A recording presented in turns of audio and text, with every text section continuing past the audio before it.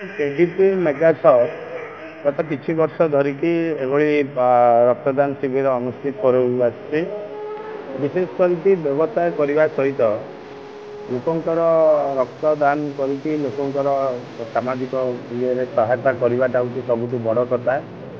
तेणु तांकर ये मनोवृत्ति को अनुष्ठान जो मैंने अच्छा जो मैंने निर्देशक जो मैंने अच्छा एभली मनोवृत्ति को आम भूयसी प्रशंसा करुचु एवं आशा करुचु आजिका दिन में जितेबाला रक्त भंडार में साधारणतः रक्त टिके कम थाए ये रक्तदान शिविर बहुत महत् उद्देश्य रखुच्छी समग्र बारिपदा जनसाधारण सहित मयूरभंज जनसाधारण क्या खबर नौले आज 100 रु ऊर्ध्व रक्त आज संग्रह हाँपाई जाऊँगी।